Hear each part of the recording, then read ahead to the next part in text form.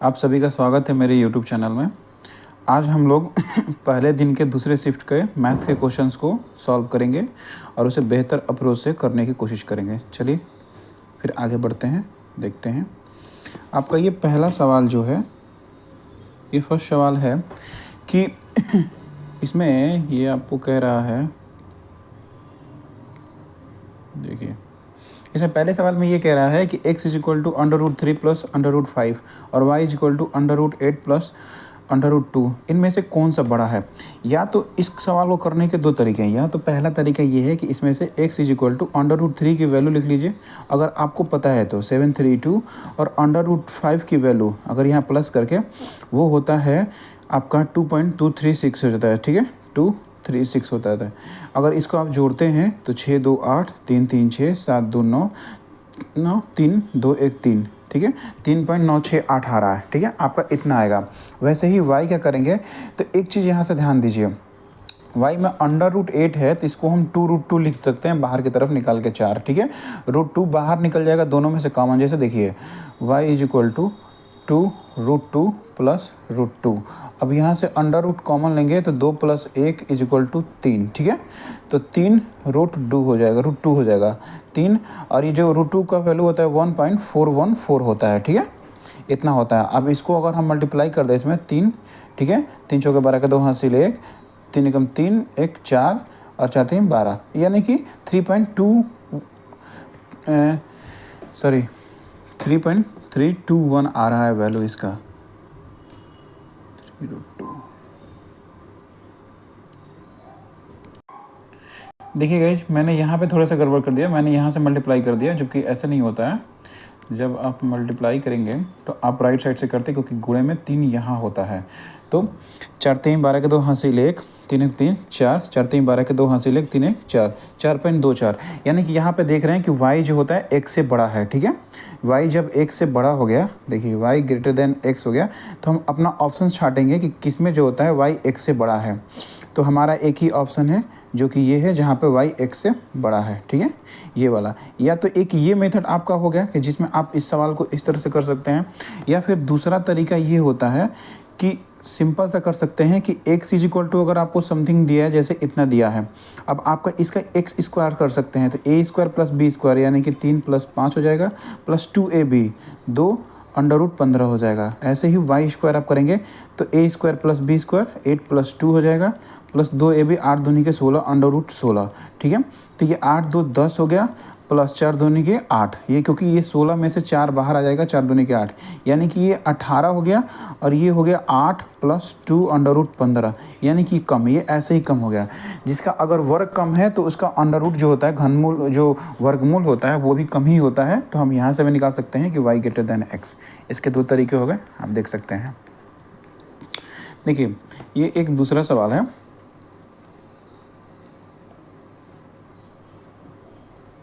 देखिए ये हम दूसरा सवाल इसको देखते हैं। ठीक है, इसमें ये कहा है कि एक बैग में लाल, नीले और हरे मार्बल की संख्या का अनुपात जो होता है वो 3:4 6 है। ठीक है, कौन कौन सा है, लाल है, नीला है और हरा है। उनका जो नंबर है उनका अनुपात क्या है, 3:4 6 है। ठीक है, यदि बैग में 20 लाल मार्बल डाले जाते हैं, यहाँ 20 डाल दिए जाते हैं, और 15 नीला डाल दिया जाता है, 15 नीला डाल दिया जाता है, और अज्ञात हरा डाला जाता है। मान लेते हैं कि वो x डाला जाता है, वो प्लस प्लस करके डाला जाता है। ठीक है, अज्ञात x डाले जाते हैं, तो लाल, नीले और हरे मार्बल का अनुपात जो होता है वो हो जाता है 4:5:7। आपका ये बन जाता है। आप इस सवाल को इस तरह से देख सकते हैं कि आपका ये बन रहा है। फिर तो आपको बोल रहा है कि डाले गए हरे मार्बल की संख्या, यानी कि ये जो x है हमें इसकी वैल्यू पता करनी है, ये हमें x की वैल्यू फाइंड करनी है।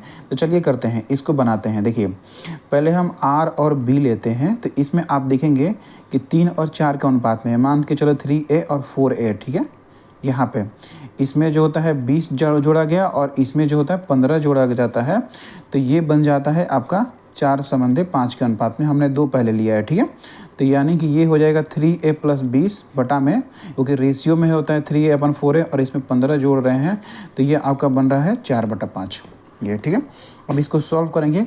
5 3 15a और 20 5 100। ठीक है, तो 15a plus 100 is equal to 4 चौके 16, ये क्रॉस मल्टीप्लिकेशन करेंगे यहाँ पे और ये ऐसे यहाँ पे 4 चौके 16a प्लस 60, यानी कि देखो 15a 16a, ए इधर जाएगा यहाँ पे तो a हो जाएगा, मतलब कि 15a इधर जाएगा तो केवल a बचेगा और 60 इधर आएगा तो 40 बचेगा, यानी कि a इज इक्वल टू हमारा 40 मिला हमें। a इज इक्वल टू इतना हमने ये दो इक्वेशन को सॉल्व किया है आर और रेड और ब्लू को लेकर के, तो हमें a इज इक्वल टू 40, यानी कि ठीक है मान के चलते हैं कि ये भी 3a है, ये भी 3a है, 4a और ये 6a, ठीक है।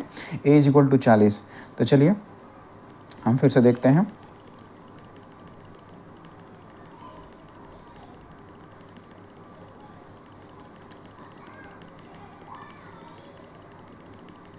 चलिए अब हम यहाँ पे अब ब्लू और ग्रीन को ले लेते हैं, ठीक है। हमारा देखिए यहाँ पे आ चुका है a इज इक्वल टू 40, ठीक है। यहाँ पे a मान लेते हैं, ठीक है। अब ब्लू और ग्रीन में हम इसको सॉल्व करने की कोशिश करेंगे, ठीक है। 4a और 6a, तो 40 है तो ये 40 हो के 160 हो गया और ये हो जाएगा 240, ठीक है। इनमें जो होता है इसमें तो 15 जोड़ रहे हैं और इसमें हम x जोड़ रहे हैं, तो हमारा रेशियो बन रहा है 5:7, ठीक है। तो अब देखते हैं 160 प्लस 15, तो ऊपर आपका हो जाएगा 175 बटा में 240 plus x is equal to 5/7। आपका एक दूसरा इक्वेशन इस तरह से ये बन गया, ठीक है, रेशियो में। अब इसको मल्टीप्लाई करेंगे, क्रॉस मल्टीप्लाई करा देते हैं ऐसे ऐसे करके, तो देखेंगे तो 7 से कराएंगे 175 में, 7 5 35 के 5 हासिल 3, 7 7 49, 3 52 के 2 हासिल 5, 7 5 12, ठीक है। और यहाँ देखेंगे 240 इंटू 5 1200 होता है, ठीक है। 1200 प्लस 5x, ठीक है। तो 1200 उधर जाएगा तो 25 बचेगा, ठीक है, और इधर 5x, तो this implies x is equal to 5, यही आपका आंसर हो जाएगा, ठीक है। तो आपका जो आंसर होगा वो हो जाएगा x इज इक्वल टू 5, ठीक है। इसमें देखिए मेनली क्या था कि इसमें कुछ करना नहीं था, इसमें ये था कि दो इक्वेशन आपके बन रहे हैं और उसमें क्रॉस मल्टीप्लिकेशन कराना है और आपको x की वैल्यू फाइंड करना है। पहले तो जो आपने अनुपात में लिया था उनके रियल वैल्यू आपको मिल गया था, लाल हरी नीली गेंदें जो 3 4 और 6 के अनुपात में, उनका आपको रियल वैल्यू मिल गया था। फिर उसके बाद जो होता है आपने दूसरे जो होता है मल्टीप्लिकेशन निकाला और क्रॉस मल्टीप्लिकेशन किया, दूसरा इक्वेशन बना कर, तो फिर वहाँ से आपने x की वैल्यू फाइंड कर ली, ठीक है। चलिए आगे बढ़ते हैं। आपका ये अब सवाल है कि इस सवाल में अगर आप देखेंगे तो आपको इवैल्यूएट करने के लिए कह रहा है, इसमें इवैल्यूएट करने के लिए कह रहा है। यहाँ पे ध्यान दीजिए, यहाँ पर है 4 प्लस 1/2 नीचे, देखिए यहाँ पे 4 प्लस 1/2, हम अगर इसको करते हैं तो 4 दूनी के 8 1 9/2, लेकिन ये जो 9/2 है 1 के नीचे है यहाँ पे ऐसे, ठीक है, तो आपका 2/9 हो जाएगा, ठीक है। तो 3 प्लस ये पूरा मिला करके देखिए, ये पूरा मिला करके 3 प्लस 9/2, ठीक है, 3 प्लस 9/2, 29/2, नहीं सॉरी, 4 दूनी के 8, ये हो गया 4 दूनी के 8 1 9/2 और 2/9, सॉरी 2/9 हो जाएगा, ठीक है। तो 3 प्लस 2/9 हो जाएगा, ठीक है। इतने की वैल्यू 3 प्लस 2/9, इसको करेंगे तो 9 के 27 2 29/9, 9 के 27 2 29/9। अब ये पूरा जो इतना वैल्यू है इसका जो होता है 29/9, लेकिन यहाँ देखेंगे तो 2 प्लस 1/29/9 ऐसे ही है, ठीक है। तो यहाँ से ये ऊपर चला जाएगा 2 प्लस 9/29, ठीक है। 29 दूनी के 58 होता है, 58 10 68 माइनस 1 67, 67/9, ठीक है। यही आपका 67/29, सॉरी 67/29, यही आपका आंसर हो जाएगा, ठीक है। देखेंगे तो यही आपका आंसर हो जाएगा, ठीक है, यही आपका आंसर है। अब एक और हम सवाल देखते हैं कि ये है कि इसमें देखिए आपको ये कहा गया है मेनली कि इसमें आपको मेनली ये कहा गया है कि ए और बी ने एक व्यवसाय में क्रमशः इतना और इतना निवेश किया है, तो 50,000 के लाभ में ए का हिस्सा। तो आपका लाभ क्या होता है?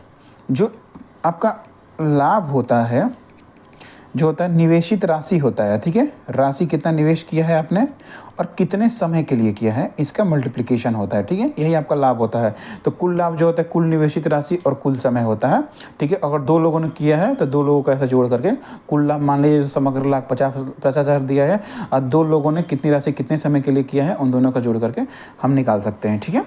ये फिर रेशियो से निकलता है, सॉरी, ठीक है। वहाँ से यह जोड़ के होता है, ठीक है। ठीक है, हम यहाँ से निकाल सकते हैं। लेकिन अब आपने ये देखा कि दो लोगों ने 40,000 और 60,000 का निवेश किया है, तो समान समय के लिए, अगर समय नहीं दिया है तो हम उन्हें समान समय के लिए मान लेते हैं, तो वो जो ये दोनों का जो पैसे होते हैं उनका अनुपात ही जो होता है समग्र लाभ के बराबर होता है। जैसे 40 के इसने किया है तो रेशियो 60 के, ठीक है। अगर हम इसको के से के काट दें, के मतलब 1000 होता है, और 0 से 0 काट दें, 4/6 होता है, यानी कि 2/3 हो जाएगा, यानी कि 2/3। तो टोटल जो होता है 5 जो होते हैं 50,000 को डिनोट करेगा, ठीक है। दाई सैकड़ा, 1000, 2000, 5 50,000 को डिनोट करेगा। तो एक जो होता है 10,000 को डिनोट करेगा, तो दो जो होता है आपको 20 के को डिनोट करेगा, ठीक है। दो का वैल्यू जो होता है 20,000 हो जाएगा। इसी में आपको ए का हिस्सा बताना था। तो ए जो होता है, देखिए इसमें क्या होता है कि अगर समय दोनों का समान है, क्योंकि समय किसी का दिया नहीं है कि कितने साल के लिए है, तो हो सकता है कि समान समय के लिए इन लोगों ने निवेश किया है, 12 महीने के लिए मान लेते हैं, तो जितने पैसे उन लोग निवेश किए रहेंगे उसी अनुपात में उनको लाभ में मिलेगा। तो यही हमने यहाँ पे अनुपात मेनली निकाल दिया है, ठीक है। चलिए आगे बढ़ते हैं।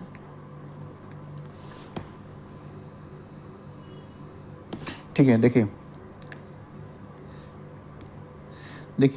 ए और बी किसी व्यवसाय में 3:5 के अनुपात में निवेश करते हैं, ठीक है। जिस अनुपात में निवेश करेंगे उसी अनुपात में उनको लाभ भी मिलेगा, तो ठीक है। एक कार्यकारी साझेदार है, यानी कि वर्किंग पार्टनर है, और तो उसे 10% का अतिरिक्त लाभ मिलता है। यानी कि जो यहाँ पे 64,000 रुपये है, देखो यहाँ पे जो यहाँ पे 64,000 रुपये हैं, उसमें 10% एक्स्ट्रा जो होता है, इसका 10% जो होता है वो मिल जाता है आपको। किसको? ये मिल जाता है आपको ए को पहले ही मिल जाता है, यानी कि इसका 10% 6400 है। 64,000 में से ए पहले ही लेके चला गया, तो बचा कितना? तो 64,000 माइनस 6400 कर दो, 64,000, सॉरी एक इकाई दहाई सैकड़ा हज़ार 10,000, ठीक है, 6400, ठीक है, ये हटा दो, ये गलत लिखा था। तो 64 से कर दे रहे हैं, तो 0 0 10 में से 4 गया 6, 13 में से 6 गया 7 और 5, 57,600 बचा। 57,600 को अब 3:5 के अनुपात में बटेगा, ठीक है। तो यानी कि ये देखो कि कुल जो होता है 3 और 5 होता है, कुल मिला के 8 हो जाएगा। यही 8 की वैल्यू जो होता है 57,600 के बराबर है। तो इसमें से 3 की वैल्यू कितना हो जाएगा? तो देखो 3/8 कर देंगे, ठीक है। 8 की वैल्यू इतना है, तो 1 की वैल्यू कितना हो जाएगा? 57,600 बटा में 8। तो 3 की वैल्यू कितना हो जाएगा? गुणे 3 कर देंगे, तो यहाँ से 3 की वैल्यू हो जाएगी, ठीक है। 3/8, 8 से कटेंगे तो 8 7 56 और 1 बचा, 8 दूनी के 16, 7200 इंटू 3, 7200 इंटू 3 करते हैं तो 6 0 0 3 दूनी के 6 और 7 3 के 21, 21,600, 21,600। यानी कि 57,600 में से ए की वैल्यू जो होता है 3/8वां हिस्सा था, ए की वैल्यू वो आपको हो रहा है 21,600 और 6400 वो पहले का लेके बैठा है। तो अब चलिए इसको करते हैं। ये आप करेंगे तो 21,600 प्लस 6400, ये आपका आ जाएगा 0 0 6 0 6 1 7 1 8, 28,000 रुपये टोटल उसकी प्रॉफिट हो जाएगी। इसमें देखिए मैंने क्या किया है। एक तो अगर ये नहीं कहा होता कि एक कार्यकारी पार्टनर है, माने कि वर्किंग साझेदार, वर्किंग जो होता है पार्टनर है और 10% पहले ही लाभ ले जाता है, नहीं कहता तो 3:5 के अनुपात में हम इसको बांट देते, टोटल 8 होता, 8 में से 3 हिस्सा हम निकाल देते, ठीक है। तो हमारा डायरेक्टली आंसर हो जाता। लेकिन ये पहले ही 64,000 में से 10% लेके चला गया, यानी 6400 लेके चला गया, तो बचता कितना है? 57,600। अब वो 57,600 जो होता है वो दोनों में 3:5 के अनुपात में बटेगा। बस हमने 3 का हिस्सा, जो ए का हिस्सा 3 था वो निकाल लिया और उसको 6400 में जोड़ दिया, बस हमारा यहीं पे आंसर हो गया, ठीक है। अब नेक्स्ट क्वेश्चन पे चलते हैं। नेक्स्ट क्वेश्चन है, अब इस क्वेश्चन को ध्यान से देखिए। इस क्वेश्चन को कराने से पहले देखिए यहाँ पे 75 कर्मचारियों की एक टीम में प्रति कर्मचारी औसत मासिक बिक्री जो होता है 1.8 लाख है। 30 जूनियर कर्मचारियों में से प्रत्येक की औसत बिक्री जो होता है, प्रत्येक की औसत बिक्री 1.2 लाख है। तो वरिष्ठ कर्मचारियों के जो बाकी बचते हैं 30 के बाद, यानी 75 है, 30 जूनियर हो गए, तो बाकी बचते हैं 45। तो 45 का ही औसत मासिक बिक्री जो होता है आपको फाइंड करना है, ठीक है। तो 75 का औसत मासिक बिक्री यहाँ दिया है, 30 का दिया है, तो आपको वरिष्ठ कर्मचारियों का निकालना है। तो एक तो आप एलिगेशन मेथड लगा सकते हैं। एलिगेशन मेथड में ये होता है, यहाँ ध्यान देखिए कि 30 कर्मचारी हैं, 45 कर्मचारी है, जूनियर और सीनियर, ठीक है। इनका जो होता है एवरेज जो होता है, मान करो 30 कर्मचारियों का 1.2 है, आपको ये निकालना है। 75 कर्मचारियों का जो होता है 1.8 दे रखा है, ठीक है। यहाँ से आप एलिगेशन लगा करके इसको आप कर सकते हैं, ठीक है। तो एक तो ये तरीका हो गया। इससे बढ़िया तरीका मैं आपको एक बताता हूँ कि एक चीज़ ध्यान देखिए, जैसे ही औसत आया तो आप एक चीज़ जानिए कि average is equal to sum बटा में नंबर। तो यहाँ से आपका निकल जाएगा sum is equal to average into number, ठीक है। ये याद रखिए कि सम निकालते हैं जब औसत दिया है तो एवरेज इंटू नंबर करते हैं, जब भी हमें सम निकालना हो तो एवरेज इंटू नंबर करते हैं। तो एक चीज़ ध्यान देखिए 75 व्यक्ति दिया है और उनका औसत दिया है, यानी कि 75 व्यक्तियों का कुल सम निकल जाएगा अगर इन दोनों का मल्टीप्लाई कर दे तो 75 इंटू 1.8 लाख से मल्टीप्लाई कर दे तो, और 30 जूनियर का दिया है उसमें 1.2 से कर दे तो 30 व्यक्तियों का यहाँ पे इन्हें 30 जूनियर कर्मचारियों का आपका यहाँ पे सम निकल जाएगा। अगर 75 के सम में से 30 का सम अगर हम घटा देते हैं तो 45 का सम आ जाएगा, और 45 से डिवाइड कर देते हैं तो 45 का एवरेज आ जाएगा।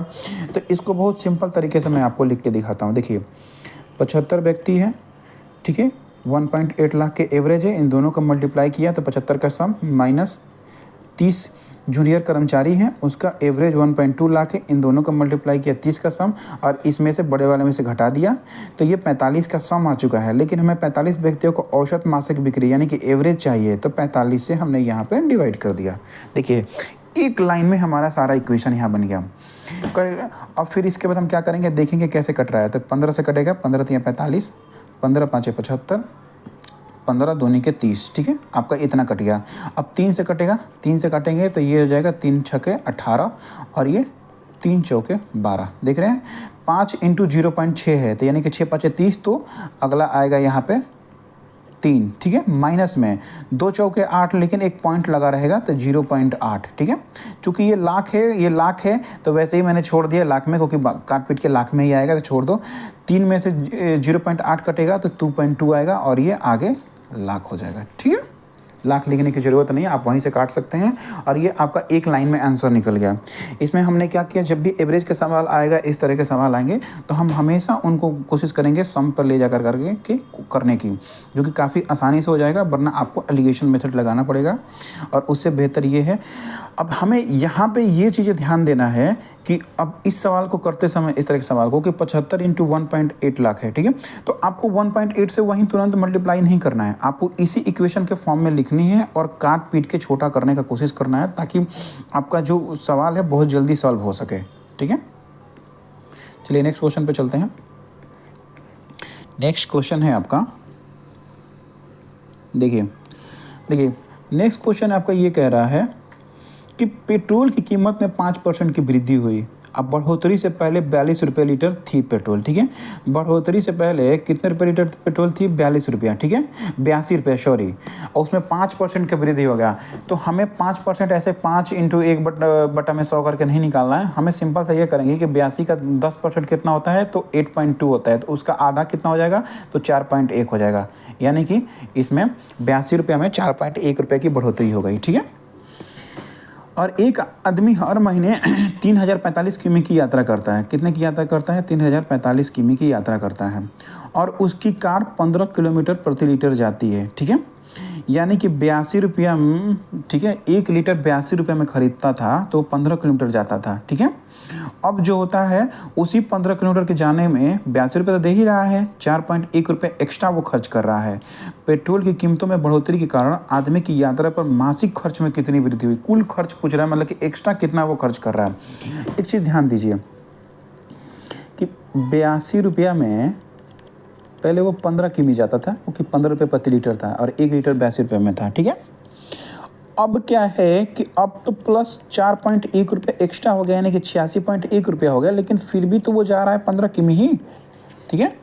यानी कि आप इस तरह से भी कह सकते हैं कि 15 किमी जाने में 86.1 रुपया लग रहा है, वो ना कह के आप ये कह सकते हैं कि 15 किमी जाने में 4.1 रुपया उसको एक्स्ट्रा लगाना पड़ रहा है, ठीक है। मैं इस तरह से लिख दे रहा हूँ, ठीक है, 15 किमी जाने में उसे 4.1 रुपये एक्स्ट्रा देना पड़ रहा है, एक्स्ट्रा देना पड़ रहा है, ठीक है। तो उसको 3045 किमी जाने में कितना एक्स्ट्रा देना पड़ेगा, ठीक है। 3045 किमी जाने में है, तो यहाँ से यहाँ तक जाने में देखिए कितना भाग हो रहा है, 15 दूनी के 30, 0 15 3 45, 203 से मल्टीप्लाई हो रहा है। तो यहाँ पर भी हम 203 से मल्टीप्लाई कर देंगे, 203 से करेंगे तो 41 इंटू 203 करो यहाँ पे 41 से, तो 203 यहाँ आ जाएगा। 4 3 12 के 2 हासिल 1, 4 4 दूनी के 8, तो देखो 3 आ जाएगा, 3 2 4 2 6 और 8 862, ओ सॉरी 4 3 12 के 2 हासिल 1, 4 0 1 1 1 1, सॉरी यहाँ 1 होगा, यहाँ 1 हो जाएगा, तो 2 1 3 हो जाएगा, 832.3 आ रहा है, यानी कि 832 के करीब आ रहा है, ठीक है।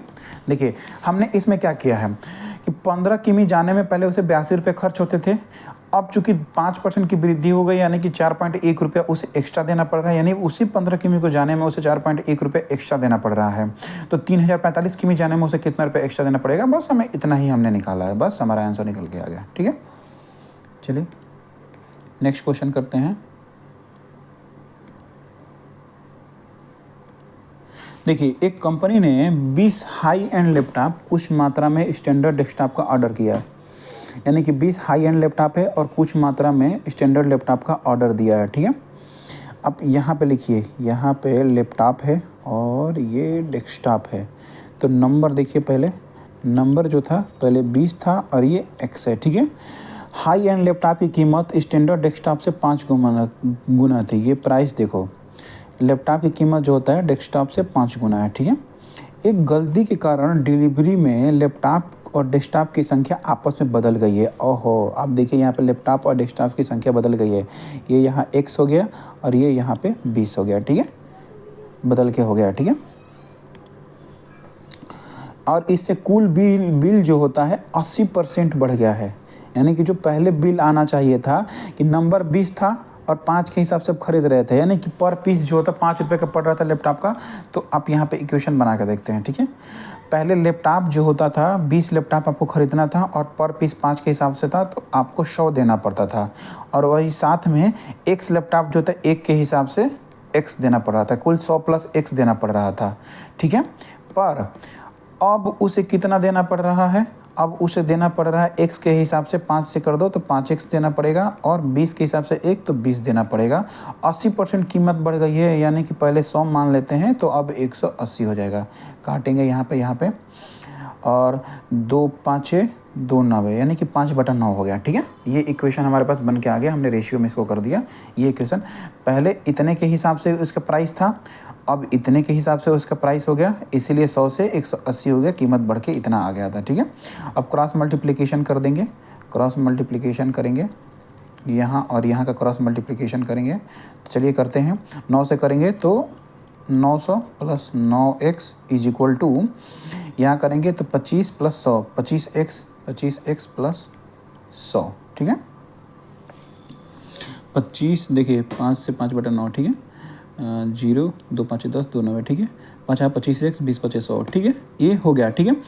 अब यहाँ देखिए 16 4 20 9, देखिए इधर 100 जाएगा तो ये 800 हो गया, और 25 में से 9 घटा तो ये 16 हो गया, 16 4 20 5 25, ठीक है, 4 20 5 25, ठीक है। अब 16 से करेंगे तो डिवाइड करेंगे तो 50 हो जाएगा, x की वैल्यू 50 हो गया, ठीक है।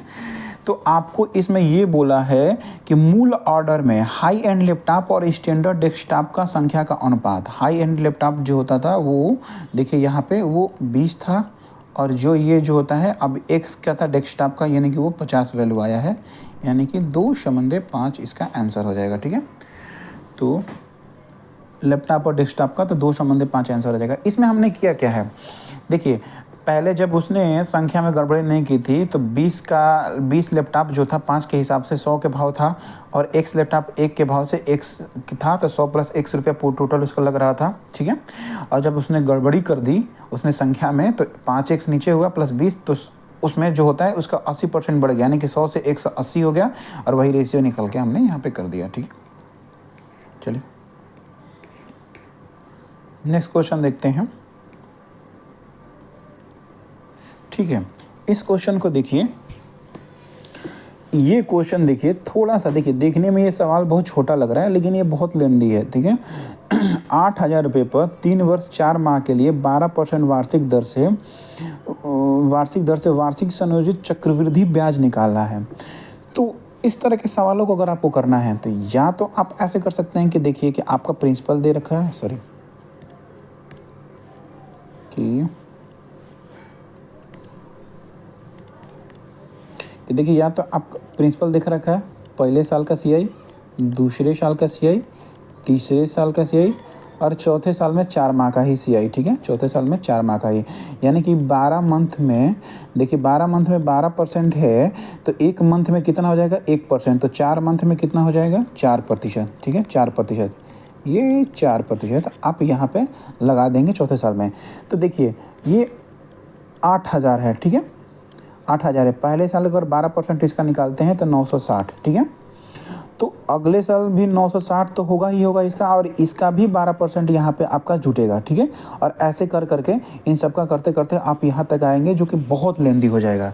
एक तो तरीका ये हो गया कि आप इस तरह से लेंदी करके चलते चलिए। ठीक है, दूसरा मेथड एक और मैं आपको बता रहा हूँ कि एक मेथड आप ये देखिए कि एक तो होता है कि 3 साल के लिए 12% के हिसाब से है। 12% को अगर आप रेशियो में चेंज करते हैं तो 12/100, तो 4×3 12, 25, यानी कि पहले साल 25 से 28 हो रहा है, दूसरे साल भी 25 से 28, तीसरे साल भी 25 से 28 हो रहा है। ठीक है, ये सीपी है और देखिए, ठीक है, इसको छोड़ दीजिए, 25 से 28 हो रहा है। ठीक है, और चौथे साल 4% है तो 1/25 यानी कि 25 से 26 हो रहा है।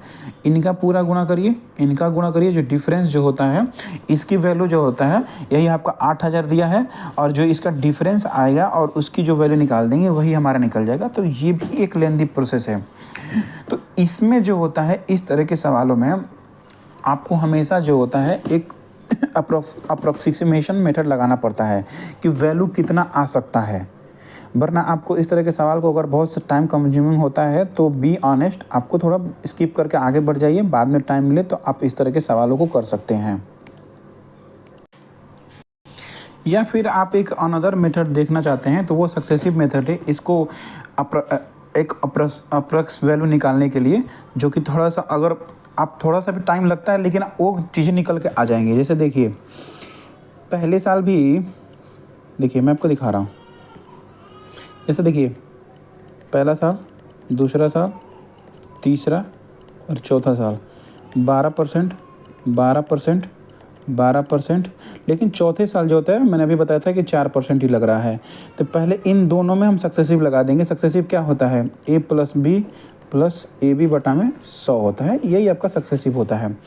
तो 12/12 = 24 प्लस 12/12 हम 144 है, 144/100 करेंगे तो 1.44। ठीक है, तो ये 25.44%, 25.44% हमें यहाँ आ गया। ठीक है, अब इसका निकालेंगे तो 12×4 = 16 प्लस 12×4 = 48।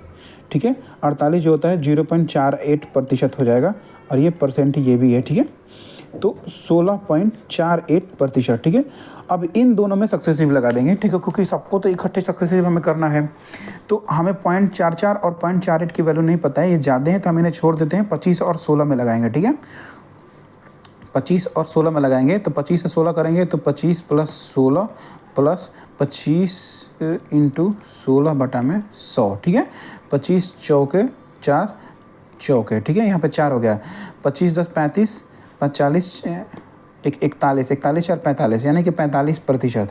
और जो भी वैल्यू निकालेंगे हम 8,000 का 45%, उससे कुछ ज़्यादा ही वैल्यू हमारा जो होता है वो आंसर होगा, क्योंकि यहाँ पे मैंने 0.44 और 0.48 छोड़ा था। ठीक है, तो चलिए हम निकालते हैं। ठीक है, ये देखिए 8,000 का 45% निकालते हैं, 45/100, 2 0 से 2 0 कट गया।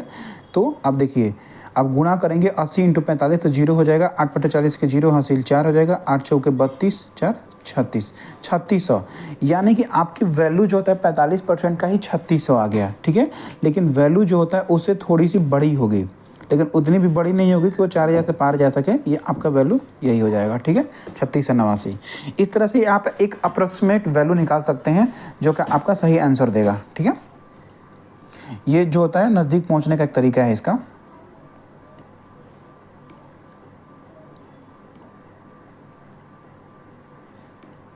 ठीक है, चलिए, एक कैंडी शॉप का मालिक 3 तरह की कैंडी खरीदता है, लाल, नीली और हरी। 3 कैंडी 15 रुपये में, 4 नीली कैंडी जो होता है, नहीं, नीली कैंडी 4 नीली कैंडी 4 कैंडी, हाँ नीली कैंडी जो 4 हैं वो 18 रुपये में, और हरी कैंडी जो कि 5 है वो 22 रुपये में खरीदी जाती हैं, और उन्हें एक संबंधी 2 के अनुपात में मिलाता है। वो सभी मिश्रित कैंडी जो होता है 2 कैंडी प्रति 10 रुपये में बेचता है, ठीक है। तो उसका अनुमानित लाभ या हानि। देखिए ये इतना बड़ा सवाल है, इसमें सिंपल सा यही कहा है कुल कितनी कैंडी है और कितने रुपए में बेचा है, खरीदा है, ठीक है। देखिए कुल कैंडी जो होता है कितनी है और ख़रीदा कितने रुपए में है, ठीक है, कितने रुपये में ख़रीदा है, और वही सभी कैंडी को कितने रुपये में बेचा है, वहीं से आपको लाभ या हानि पता चलेगा, ठीक है। तो चलिए हम देखते हैं, ठीक है। कुल कैंडी कितना है, 3 4 7 5 12 कैंडी है, कितना है कुल मिला के अलग अलग कलर की 12 कैंडी है, ठीक है। कितने रुपए में ख़रीदा है, 15 रुपये में, 15 18 और 22, तो 22 8 30 10 40 और 15 55, तो 12 कैंडी को उसने कुल मिला के अलग अलग कलर की कैंडी हैं कुल मिला के 55 रुपये में ख़रीदा है, ठीक है। और उन्हें एक संबंध 2 के अनुपात में मिलाता है, और ये देखेंगे तो 2 कैंडी जो होता है यहाँ पे देखिए 2 कैंडी को वो 10 रुपये में सेल कर देता है, ठीक है। तो एक कैंडी को कितने में बेचेगा, 5 रुपये के हिसाब से बेचेगा, ठीक है। तो यहाँ से ध्यान देखिए, इस अनुपात से हमें कोई मतलब नहीं कि कितने का अनुपात में मिलाया है। 12 कैंडी को 55 रुपये में कुल मिला करके वो खरीद रहा है, 3 कैंडी को 15 रुपये में, 4 कैंडी को 18 रुपये में, 5 कैंडी को 22 रुपये में, तो कुल मिला के 12 कैंडी को वो 55 रुपये लगा करके खरीद ले रहा है, वो जो कि अलग अलग कलर का है, और सभी को इस अनुपात में मिला रहा है। लेकिन अभी सभी मिश्रित कैंडी जो कि पूरा 12 कैंडी है मिश्रित वाले, उनमें से 2 कैंडी को 10 रुपये में बेच रहे हैं, यानी कि एक कैंडी को 5 रुपये में बेचेगा, तो 12 कैंडी को कितने रुपये में बेचेगा, गुणे 5 यानी कि 60 रुपये में सेल करेगा। तो प्रॉफिट कितना का कमाएगा, 5 का कमाएगा, कितने पे कमाएगा, 55 पे कमाएगा, गुणे 100, 5 से 11 कर देंगे तो 11 9 9.29, जो भी ये आंसर है ये हो जाएगा, ठीक है। प्रॉफिट में वाला हमारा है, ठीक है। चलिए नेक्स्ट क्वेश्चन पे चलते हैं। एक स्कूल में लड़के और लड़कियों का अनुपात जो होता है, एक स्कूल में लड़के और लड़कियों का अनुपात जो होता है 7:5 है। यदि 20 लड़के स्कूल में शामिल हो जाती हैं तो लड़कों और लड़कियों का नया अनुपात 7:6 हो जाता है। तो स्कूल में छात्रों की कुल संख्या कितनी थी, तो देखिए लड़के और लड़कियां, ठीक है, बॉय हैं और गर्ल हैं, ठीक है, 7x और 5x के अनुपात में है, ठीक है। यदि 20 और लड़के स्कूल में शामिल हो गई, 20 और लड़के स्कूल में शामिल हो जाती हैं, तो लड़कों और लड़कियों का नया अनुपात जो बनता है वो 7/6 बन जाता है। तो स्कूल में छात्रों की कुल संख्या कितनी थी, यानी कि 7 + 5 12 की वैल्यू पूछ रहा है, ठीक है। एक तो 12 से कटने वाला हम देख लेंगे कि 12 से कौन कौन सा कट रहा है। 12 से 200 नहीं कटेगा, 12 से 300 नहीं कटेगा, ये भी नहीं कटेगा, ये भी नहीं कटेगा, 240 कट रहा है, 360 कट रहा है, तो यानी कि आपको निकाल करके ही देखना पड़ेगा। तो आप क्रॉस मल्टीप्लिकेशन कर देंगे, आप यहाँ से और यहाँ से क्रॉस मल्टीप्लिकेशन करेंगे तो 6 से करेंगे तो 42x = ये नीचे 7×5 35x अब प्लस 20 × 7 140, ठीक है। इधर जाएगा तो 7x बचेगा और 140, और x जो होता है 20 आ गया। x की वैल्यू आपकी कितनी है कि 20 आ गई। आपको निकालना था 12x, ठीक है। 12 × 20 करेंगे, 12 × 20 करेंगे तो आपका 240 आंसर आ जाएगा, ये आंसर हो जाएगा, ठीक है। ठीक है, चलो नेक्स्ट क्वेश्चन पे चलते हैं। ए, बी और सी किसी काम को 30, 45 और 90 दिनों में पूरा कर सकते हैं। ए हर दिन काम करता है जबकि बी और सी हर 5वें दिन ए के साथ जुड़ते हैं, तो काम कितने समय में पूरा होगा। ओ सॉरी,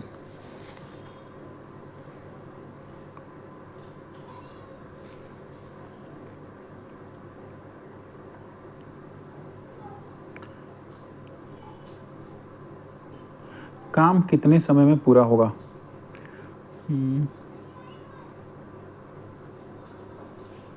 ठीक है,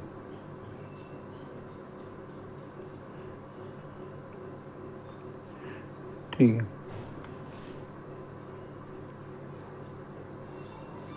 अब देखिए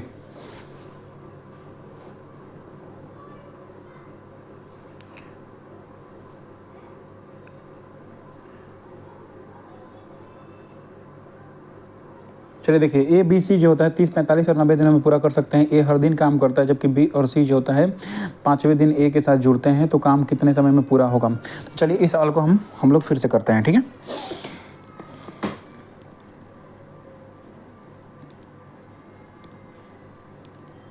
ठीक है, देखिए यहाँ पे ए बी सी है 30,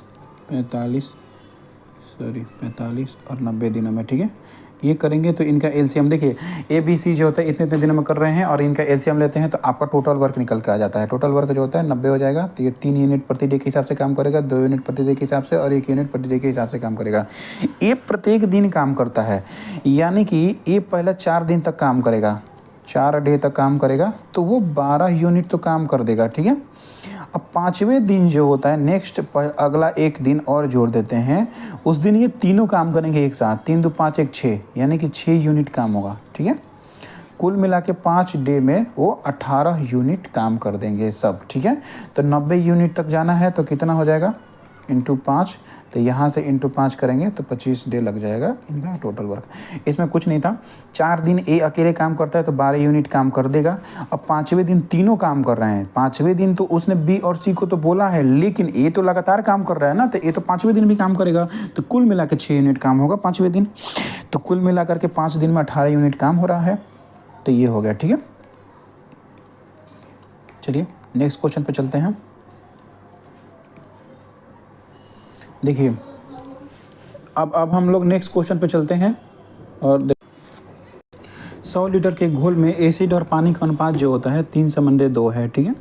इस घोल में से कुछ मात्रा निकाल करके शुद्ध एसिड से बदल दिया जाता है। यदि एसिड और पानी का अंतिम अनुपात 7:3 हो जाता है तो कितने लीटर घोल को बदला गया था।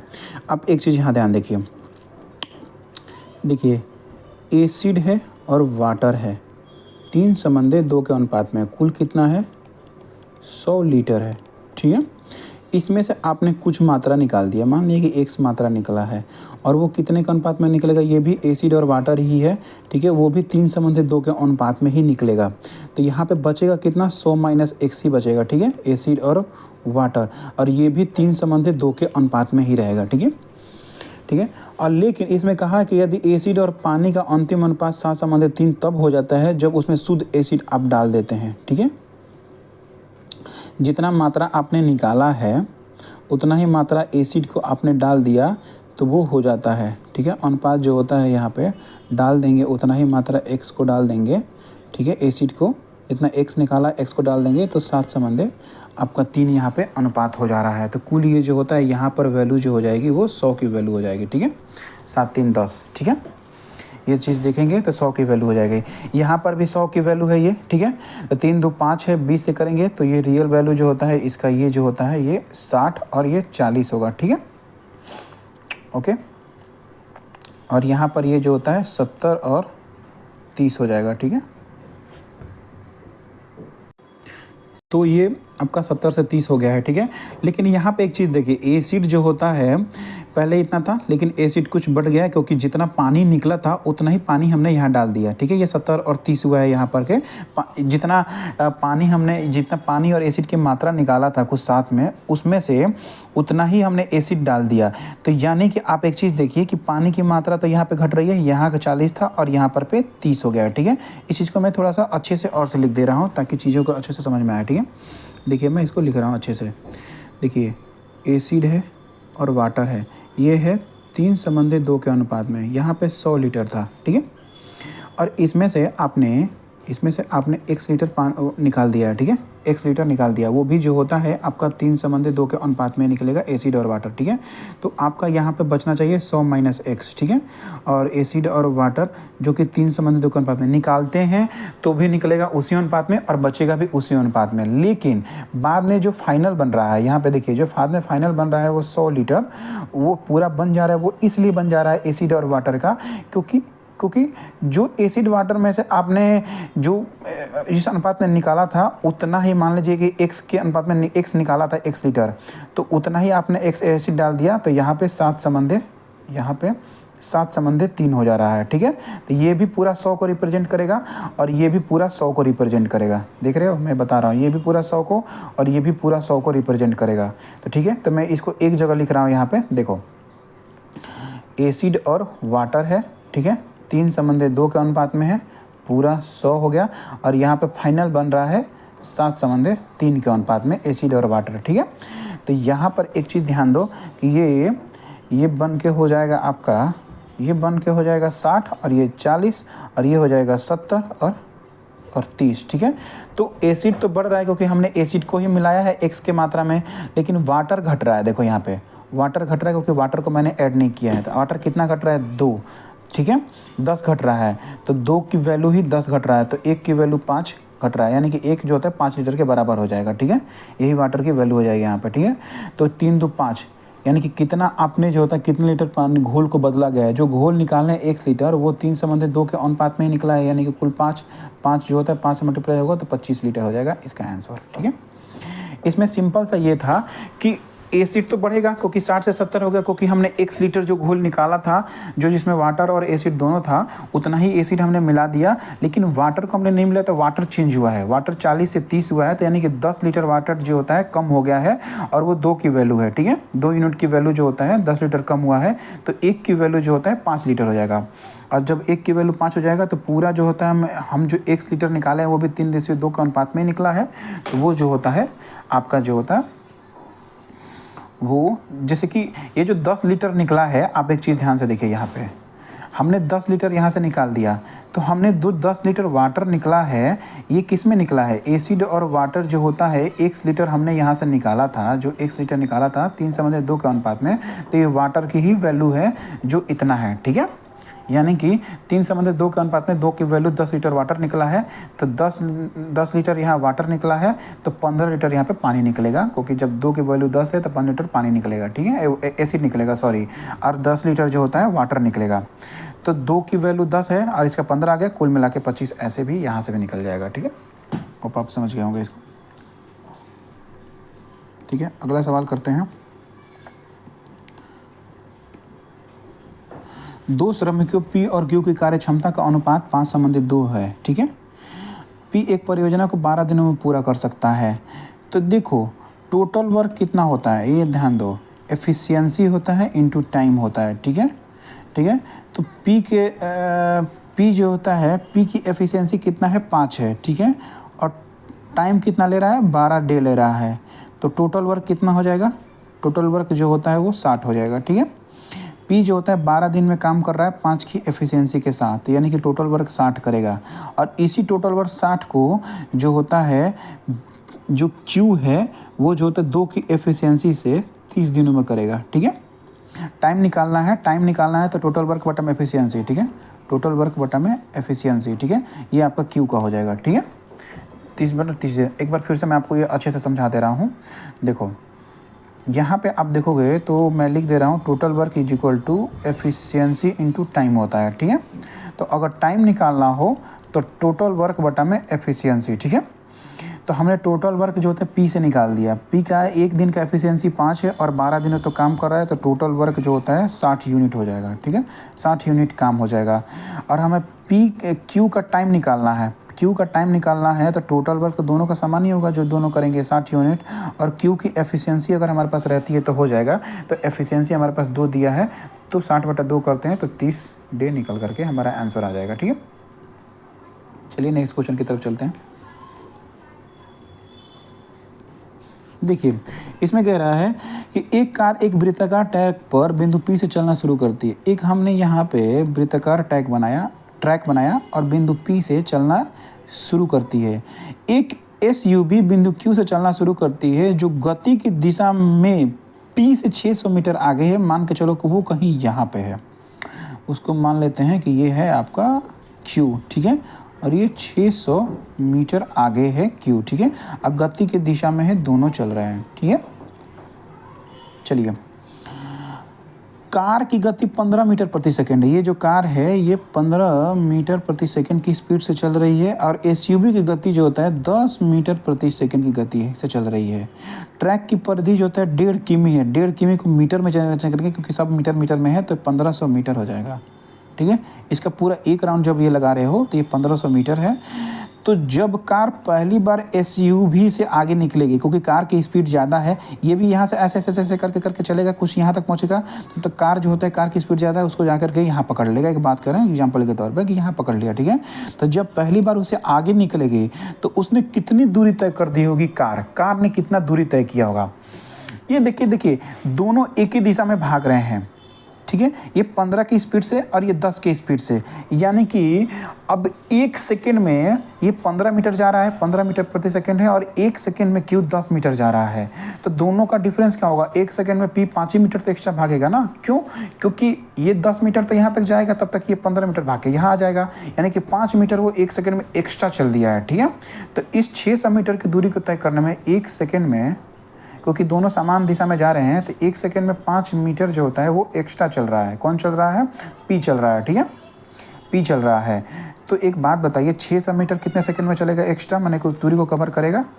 तो 5 × 6 से करेंगे तो 120 होगा, यानी कि 120 सेकेंड में, 120 सेकेंड में वो 600 मीटर की दूरी को कवर कर लेगा। जो इनके बीच का गैप है, जो इनके बीच का ये गैप है 600 मीटर, उसको जो होता है वो 120 सेकंड में पी जो होता है कवर कर लेगा, यानी कि एकदम ठीक उसके बराबर पहुंच जाएगा। तो आपसे ये कह रहा है कि ये 120 सेकंड में जो पी है कितना दूरी चल देगा। तो 1 सेकंड में 15 मीटर चल रहा है, तो 120 सेकंड में कितना चलेगा? 120 × 15 कर देंगे, 0 15 3 दूनी 30 के 0 हासिल 1 15 3 18, 1800 मीटर चल देगा, ठीक है। एक बार मैं आपको फिर से समझा दे रहा हूँ। देखिए, एक वृत्ताकार ट्रैक है, यहाँ पे पी एक कार है, क्यू जो होता है उसी दिशा में एक कार है, एसयूवी है, ठीक है। दोनों के बीच की दूरी 600 मीटर है। ये इसकी गति ज़्यादा है और इसकी गति कम है, तो दोनों एक ही दिशा में जा रहे हैं, तो गति का डिफरेंस हो जाएगा, वो 5 आ रहा है, यानी कि पी ज़्यादा आगे चलेगा। 1 सेकेंड में पी 5 मीटर एक्स्ट्रा चल दे रहा है, ठीक है। तो उस 600 मीटर को कितने देर में कवर करेगा? तो वो 120 सेकंड में कवर कर देगा। यानी कि इस 600 मीटर की दूरी को कवर करने में, यानी कि तभी ना, जब इस 600 मीटर की दूरी को वो यहाँ पहुँच के कवर कर रहा है, तभी तो उसके बाद ये इससे आगे निकलेगा, क्योंकि 600 मीटर का गैप था। तो 120 सेकेंड में पी कितनी दूरी तय कर रहा है 15 के हिसाब से? तो 1 सेकेंड में 15 मीटर जा रहा है, तो 120 सेकेंड में 1800 मीटर जाएगा। यही आपका आंसर था, ठीक है। चलिए नेक्स्ट क्वेश्चन पर चलते हैं। एक वृत्ताकार पार्क की त्रिज्या 14 मीटर है। ये हो गया आपका 14 मीटर, ठीक है, ठीक है। इसके चारों ओर 1.5 मीटर चौड़ा, 1.5 मीटर चौड़ा, देखिए यहाँ पे ये आपको दिखाते हैं, ये 1.5 मीटर चौड़ा एक पथ बनाया जाए, तो पथ का अनुमानित क्षेत्रफल, यानी कि आपको क्षेत्रफल जो पूछ रहा है इसका पूछ रहा है, इसका पूछ रहा है। तो ये एक तो 14 मीटर तो है ही है, और दोनों को मिला करके 15.5 मीटर। तो बड़े का एरिया पूरा, ये बड़ा जो वृत्त है, ये पूरा बड़ा वृत्त है, बड़े का एरिया माइनस छोटे का एरिया कर देंगे तो अंदर वाले का एरिया आ जाएगा। तो पाई, तो वृत्त का एरिया कितना होता है? पाई r² होता है, ठीक है। तो चलिए करते हैं। पाई बड़ा का एरिया 14, 1.5 15, 15.5 हो जाएगा, 15.5 का स्क्वायर माइनस पाई 14 का स्क्वायर, यही आपको निकालना है, ठीक है। तो पाई से पाई कॉमन हो जाएगा आपका, ठीक है। अब ये देखिए, ये a² माइनस b² हो जाएगा, तो ब्रैकेट में a + b हो जाएगा, तो a + b, तो 15 और 14 को जोड़ेंगे तो 29.5 हो जाएगा, ठीक है। और एक में गुणा से करके हो जाएगा a + b। देखो यहाँ पे a² माइनस b² होता है, तो ये हो जाता है एक ब्रैकेट में a + b और एक ब्रैकेट में a माइनस b, और a + b मैंने 15.5 + 14 किया तो 29.5 हो गया, और मल्टीप्लिकेशन है 15.5 - 14 करेंगे तो 1.5 हो जाएगा, ठीक है, इतना, ठीक है। तो 29.5 × 1.5 करके देखते हैं कितना आंसर आएगा हमारा। करिए, ये कुल मिला के आपसे कैलकुलेशन करवाना चाह रहा है, और इसकी वैल्यू जो होता है 22/7 होता है, 7 चौके 28, एक नहीं कट रहा है 7 से, ये भी नहीं कट रहा है, तो बाई की वैल्यू 3.14 होता है, ये भी आप ध्यान से देखिए, ठीक है। आप इन सब का कैलकुलेशन अगर करते हैं, देखिए 3.1 × 29.5 × 1.5, कुल मिला के ये आपसे पूरा लेंदी कैलकुलेशन करवा रहा है।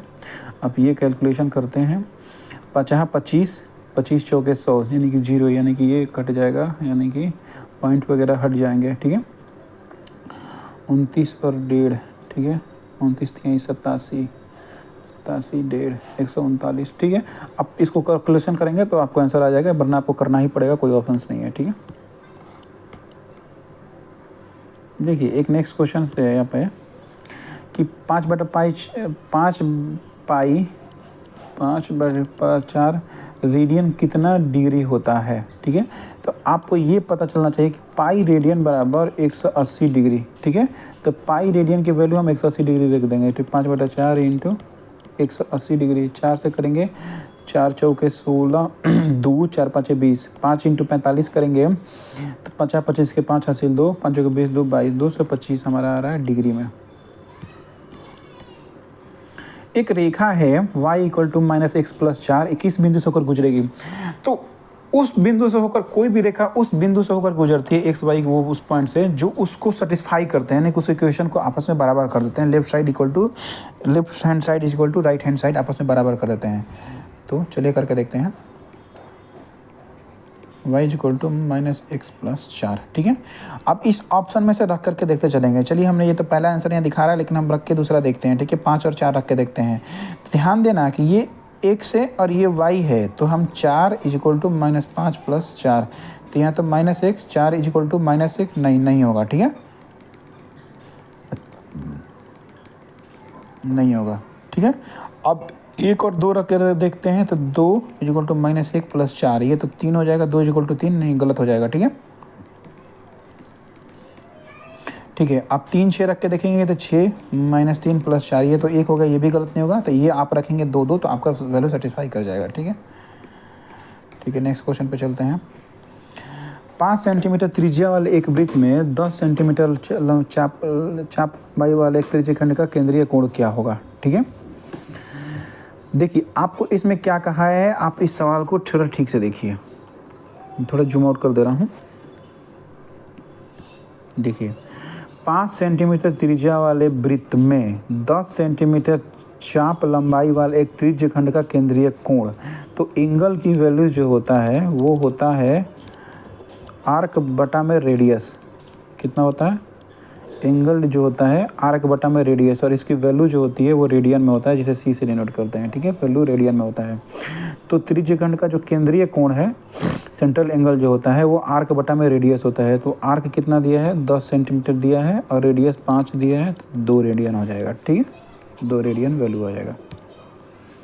चलो ये देखो कि अब ये दिया है यहाँ पे कि tan इतना इज इक्वल टू √3, तो हमें a की वैल्यू निकाल, अगर हमें a की वैल्यू फाइंड हो जाए तो sin a की वैल्यू निकाल सकते हैं।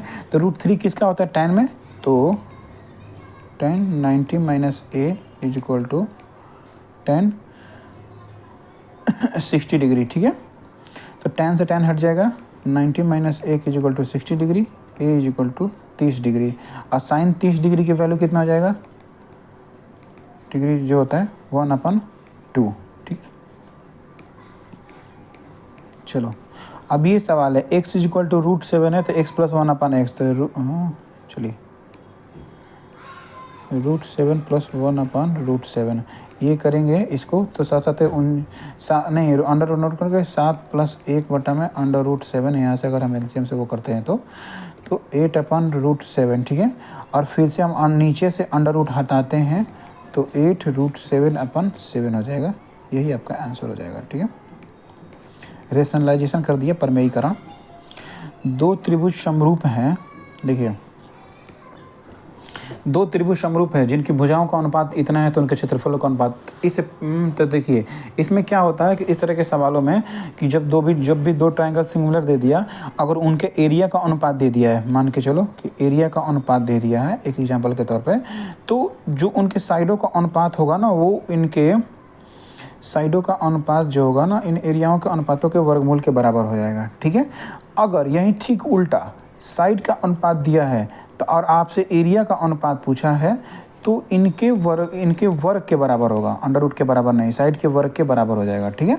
तो चलिए एरियाओं का अनुपात निकालते हैं, साइडों के वर्ग के बराबर हो जाएगा, प्लस h2 का स्क्वायर, ठीक है, 3 का स्क्वायर 5 का स्क्वायर 9/25, ठीक है, ये आपका आंसर हो जाएगा 9/25। चलिए यदि x इज इक्वल टू इतना है तो निर्धारित करें इतना, यानी स्क्वायर पूछा है, x पूछा है और 9 पूछा है, ठीक है, x स्क्वायर x और 9 पूछा है। तो चलिए हम इसको निकालते हैं, ठीक है।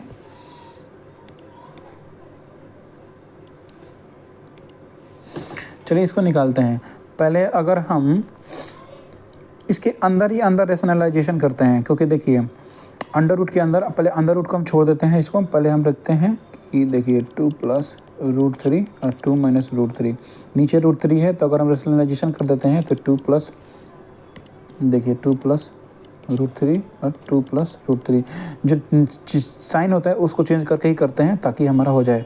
तो a माइनस बी और a प्लस बी नीचे, तो a square minus B square, और यहाँ पे a और a है तो a का स्क्वायर ही हो जाएगा, यानी कि 2 प्लस रूट 3 का होल स्क्वायर, और यहाँ पे a square minus B square, a square minus root 3 का स्क्वायर, यानी कि इसकी वैल्यू 4 और इसकी वैल्यू 3 और बीच में माइनस, तो यानी कि वैल्यू एक ही आ जाएगा, तो नीचे का खत्म हो जाएगा। और ये जो होता है 2 प्लस रूट 3 का होल स्क्वायर, लेकिन ये पूरा अंडर रूट में है, ध्यान से देखना, पूरा अंडर रूट में है, तो x इज इक्वल टू जो अंडर रूट 2 प्लस रूट 3 का होल स्क्वायर इतना ही आ रहा है, क्योंकि वो सारा खत्म हो गया, ठीक है। तो बाहर निकल के आएगा 2 प्लस रूट 3, ठीक है, हमारा x की वैल्यू। जब x की वैल्यू 2 प्लस रूट 3 आ गया तो x स्क्वायर की वैल्यू कितना हो जाएगा, x स्क्वायर की वैल्यू अगर हम निकालते हैं तो a प्लस बी का होल स्क्वायर करेंगे तो 4 प्लस 3 प्लस 2, 2 प्लस 2 दूनी 4 रूट 3, यानी कि 7 प्लस 4 रूट 3, ठीक है। अब इनकी वैल्यू पुट करेंगे, अब यहाँ पे वैल्यू पुट करेंगे तो एक्स स्क्वायर की वैल्यू कितनी हो जाएगी, 7, रुकिए, एक्स की वैल्यू जो होता है 7 प्लस 4 रूट 3 और एक्स की वैल्यू 2 प्लस रूट 3 और माइनस 9, 7 तो 9 माइनस 9 कट जाएगा, 4 रूट 3 और रूट 3 यानी कि 5 रूट 3 हो गया, ये आपका आंसर हो जाएगा, ठीक है। एक चतुर्भुज चतुर्भुज के कोणों का अनुपात जो होता है 1 संबंधित 2 संबंधित 3 संबंधित 4 है, तो सबसे छोटे कोण का माप देखिए, एक तो पहले चक्रीय चतुर्भुज हम बनाते हैं, ठीक है, ये ऐसे हो गया। चक्रीय चतुर्भुज ये होता है कि ऐसा चतुर्भुज जिसके सभी शीर्ष जो होता है वृत्त की परिधि पर हो, ठीक है, चक्रीय चतुर्भुज होता है। ये मान लेते हैं A B C D, ठीक है। सभी कोण जो होता है अनुपात 1 संबंधित 2 संबंधित 3 संबंधित 4, यानी कि सभी कोणों का योग जो होता है इनका 360 डिग्री होता है, ठीक है। और सभी कोणों का अनुपात इतना है तो कुल हो जाएगा 4 3 7 2 9 1 10, यानी कि 10 जो होता है टेंस करता है 360 डिग्री को, ठीक है। तो एक टेंस करता है 36 डिग्री को, एक यूनिट, ठीक है। तो सबसे छोटा कोण जो होता है एक ही है, तो एक यूनिट 36 डिग्री, तो 36 डिग्री आपका आंसर हो जाएगा, ठीक है। इसमें भी ज़्यादा कुछ नहीं था। नेक्स्ट क्वेश्चन देखते हैं, ठीक है। सेक ए विकल्प स्क्वायर बटा 5 है और ए न्यून कोण है तो साइन ए, साइन ए कितना होता है, लंब बटा कर्ण होता है, लंब बटा कर्ण होता है, ठीक है। और यहाँ पर सेक ए है, अगर देखिए आपको अगर सेक ए की वैल्यू नहीं पता है, सेक ए का उल्टा कॉस ए होता है, कॉस ए की वैल्यू जो होता है आधार बटा कर्ण होता है, तो ये कर्ण बटा आधार हो जाएगा। तो कर्ण आपका यहाँ पे 13 दिया है, आधार जो होता है 5 दिया है, तो लंब जो होता है 5 12 13 होता है, आपको ये भी पता है ना, 5 12 13 होता है राइट एंगल ट्रायंगल में। तो ये आधार दिया है, कर्ण दिया है, तो ये लंब हो जाएगा अपने आप 12, ठीक है। तो यहाँ रख देंगे 12 बटा में 13, जो आंसर आएगा निकाल देंगे। या फिर अगर आप ऐसे नहीं करते हैं, आपको नहीं पता है कैसे निकालना है, तो एक राइट एंगल ट्रायंगल आप ऐसे बनाइए, ऐसे ऐसे बनाइए, ये कर्ण होता है, ठीक है। तो कर्ण जो होता है आपका 13 दे रखा है और आधार जो होता है आपका 5 दे रखा है। तो आप देखते हैं ना कि बेस का स्क्वायर, आधार का स्क्वायर, लंब का स्क्वायर इक्वल टू कर्ण का स्क्वायर, वहाँ से करके आप इसको निकाल सकते हैं लंब को, जो कि 12 ही आएगा, और आप उस पर रख सकते हैं। नहीं तो आपको अगर ट्रिपलेट पता है तो आप ट्रिपलेट पे कर लेते हैं, जैसे कि 5 12 13 जो होता है एक ट्रिपलेट होता है, इसका डबल जो होता है 10 24 और 26 होता है, ठीक है। ये भी एक ट्रिपलेट होता है, ठीक है। तो आप इस तरह से भी आप इसको कर सकते हैं, ठीक है। चलिए, आपके पूरे 25 क्वेश्चन हमने यहाँ कर दिए। आपको अगर आपको अच्छा लगा तो चैनल को सब्सक्राइब करिए, लाइक करिएगा, ठीक है। जय हिंद।